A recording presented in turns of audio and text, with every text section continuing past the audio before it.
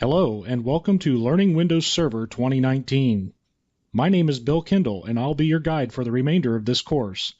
This will not be your standard training experience where only one person talks for the duration of the course.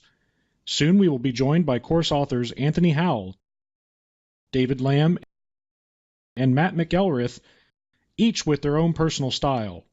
We've teamed up in order to bring you an excellent learning experience. You're probably wondering who we are. All of us are content authors and contributors for TechSnips. TechSnips is a community of like-minded IT professionals focused on career development through sharing knowledge with other IT professionals and with those just getting started in their career. To learn more about TechSnips, just visit techsnips.io or follow us on Twitter. Now for an overview of the journey for which you are about to embark upon. By the end of this course, you will have the knowledge to successfully deploy, configure, and manage a Microsoft Windows Server 2019 instance. Each section is broken down into various tasks that are based on real-world scenarios to help you be immediately effective with your new knowledge. The most important goal is to also have fun learning. I encourage you to explore the concepts being discussed in each section further and experimenting on your own. This course is broken down into 5 sections, all which are about 25 to 30 minutes in total. Section 1 will cover installing Windows Server 2019 in various scenarios, including in-place upgrades.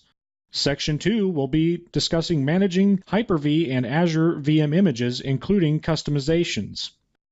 Section 3 will go over configuring Windows Server 2019.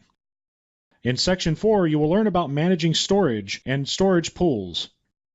And finally, in Section 5, we will go over getting started with fundamental server roles.